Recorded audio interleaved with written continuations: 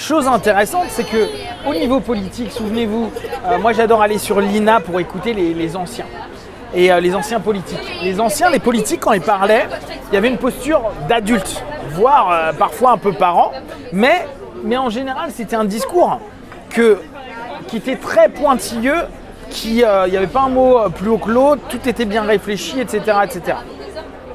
Écoutez nos politiques aujourd'hui. C'est des gosses qui s'énervent, qui font des buzz. Tu fais pas. Le débat présidentiel, c'est l'horreur, c'est des gamins qui se chamaillent. C'est ça. La notion de débat, on le voit, il y a deux gosses qui sont en train d'avoir celui qui va tenter, qui en plus ont l'intelligence de dire qu'est-ce qui va buzzer et qui va tourner après sur le net. Ça, c'est de l'intelligence par contre. Mais on n'a plus les mêmes discours, on n'a plus le niveau de langage. Et le niveau de langage, on revient sur l'aspect éducatif, est quelque chose qui justement nous fait passer de « agueux nique ta mère » à « ok, je peux comprendre qu'on soit en désaccord à ce niveau-là, néanmoins vous pourriez comprendre quelques instants que j'aimerais que vous alliez ailleurs vous faire voir ». D'accord ? On n'est pas sur le même niveau de langage et on n'a pas les mêmes impacts. Donc, n'oubliez pas, par le mot, on se fait comprendre. Plus on parle mal ou de façon peu précise ou avec des mots puérils, moins on comprend le monde, moins on se fait comprendre par le monde et plus ça devient compliqué. Donc ce qui est intéressant, c'est de voir que nos personnes de référence, et alors là on va garder ça pour un petit peu plus tard, mais nos personnes de référence ne prennent pas leurs responsabilités. Alors là en politique, on le sait encore plus, par rapport à ce qu'ils disent ou ce qu'ils font. C'est pas adulte. Et on peut prendre, nous, nos ministres, mais on peut prendre Trump et tout ça. Ok, on revient un petit peu sur cette notion de l'Internet. Donc, la notion techno ne nous rend pas adultes. Alors, elle ne nous rend pas adultes, alors que, logiquement, on pourrait se dire « Ah, on a l'ensemble d'informations, on a une panel de connaissances, on peut creuser, chercher, s'interroger. » Et donc, commencer à avoir dans ces notions-là une capacité de choisir. J'ai plus de 3 options. Et à partir de là, de me dire, ok, je me fais mon opinion. Sauf que un mec qui propose son opinion va se faire démonter par 45 000 mecs qui ne connaissent ni d'Ève ni d'Adam et qui vont infantiliser le discours jusqu'à arriver à un point Godwin ou l'équivalent sur du racisme, de la haine, de l'anti, ce que tu veux. Bon. Autre chose géniale, on parlait de responsabilité. Je me responsabilise. On se rend compte que sur le net, il y a une impunité qui est quasi de 90%, 80%. Tu peux à peu près tout faire. Là, il y a 4-5 geeks qui, pas de bol, sont fait avoir et vont avoir 1 an de prison avec sursis. Mais dans l'absolu, on peut tout faire. On peut tout dire sans avoir à se responsabiliser de quoi que ce soit.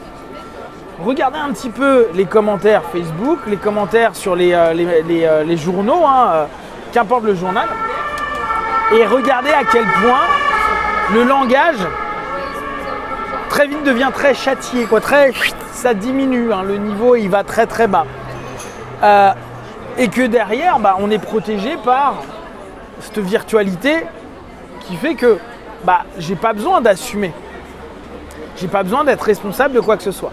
Et on fait ça à longueur de temps, donc on dit tu es libre d'une expression. Donc on revient à cette notion de liberté dont je vous parlais au départ. Tu es libre, mais la liberté ne fonctionne que si tu es responsable de ta dite liberté. C'est-à-dire que tu puisses prendre conscience que ta liberté est limitée, que ta liberté, elle peut gêner d'autres libertés, que ta liberté, dès lors, elle peut entrer dans un débat, mais un débat qui ne devrait pas être un débat d'enfant. Sauf qu'Internet nous dit t'es libre. Et c'est ça la vraie liberté. Non, ça c'est un champ de bataille. Mais c'est un champ de bataille sans armes. Et encore que, regardez, il y a des enfants qui se suicident, des gilets jaunes, là je lisais hier qu'on a menacé de mort pour X ou Y raison. Et qui peut-être a un vrai risque de se prendre une balle dans la tête par un mec qui n'est pas d'accord avec lui.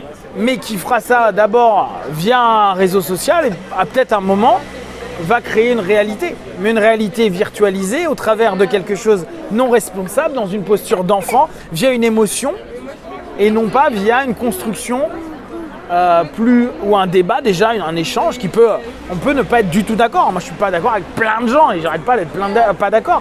Pour autant, ça n'empêche pas qu'ils ont eux leur opinion et c'est ça aussi accepter d'être adulte. C'est pas se dire moi je pense à moi égotiquement parlant, enfant, je suis le centre du monde et on en parle beaucoup avec petit Louis.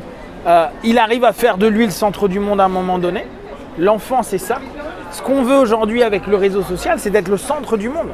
J'ai le côté ultra narcissique et ultra j'existe parce que les autres font attention à moi, exactement comme un enfant.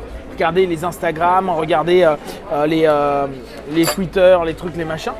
Plus je suis vu, plus je suis follow, plus je suis suivi, plus je suis aimé, plus je suis tout ça, plus j'existe. Donc en gros, plus je porte de l'attention vers moi, ce que je fais naturellement enfant, plus j'ai une valeur. Mais à aucun moment, je passe cette étape, qui est une étape qui, on pourrait, alors c'est pas tout à fait ça, mais si on pourrait se dire, tiens, l'étape du miroir, chez Lacan, tu vois, la notion un peu narcissique, à un moment où tu te regardes dans la glace, soit tu vas te kiffer, soit tu vas un peu t'écarter parce que tu te poses la question. Là, Instagram et autres, c'est une belle analogie pour ça. On est devant un miroir à longueur de temps et on attend que nous-mêmes on se kiffe, si on prend la meilleure pause quand même, et on attend que les autres nous kiffent. D'accord ? Donc difficulté de développer notre posture d'adulte, sachant que à ce moment-là, notre posture d'adulte, c'est aussi prendre une décision sur ce que l'on est et accepter aussi que l'on est ce que l'on est et qu'on n'est pas simplement l'idéal proposé à longueur de temps. Là, ça peut faire écho nous avec le développement personnel. Je ne veux jamais assumer qui je suis, je veux suivre mes rêves, je veux être mon rêve, mais quitte à me mentir moi-même et ne jamais être moi-même, mais l'illusion de ce que je veux être. En gros, je suis l'enfant qui idéalise. Mais il faut garder ses yeux d'enfant parce que c'est beau. Mais est-ce qu'on ne se ment pas à ce moment-là à nous-mêmes, dans notre posture ? D'accord ? Donc, la techno nous ramène à quelque chose où on n'a pas de posture qui pourrait être adulte. À la limite, j'ai envie de te dire, ceux qui auront une posture adulte, ils sont sur Linux, quoi. Pour pirater les autres et nous pour s'amuser. Ah ça serait la deuxième phase. Mais tu vois, ça serait moins le truc, ça serait moins Apple, quoi. Ça serait une autre vision. Oups, pardon. Non, ça c'est un truc de geek, laisse tomber. Apple marche très bien avec justement la pulsion et l'image très narcissique du high-tech, oui, non, mais outre au départ l'aptitude pro qui était bien, mais là aujourd'hui c'est plus le cas. Aujourd'hui ça s'est tellement popularisé que c'est plus les Mac.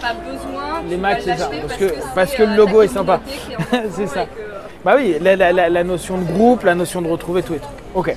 Donc la techno nous emmène encore à ne pas réfléchir. Encore mieux, un truc qui est sympa, c'est de se dire que même des trucs qui devraient nous aider, type Google Maps, type Visor, etc., c'est des trucs qui nous mettent encore en posture de non-décision. Ah bah il y a 4,7 d'étoiles, je vais aller là. Non mais tu peux faire une décision et tomber dans un resto de merde, comme tu peux tomber dans un super resto.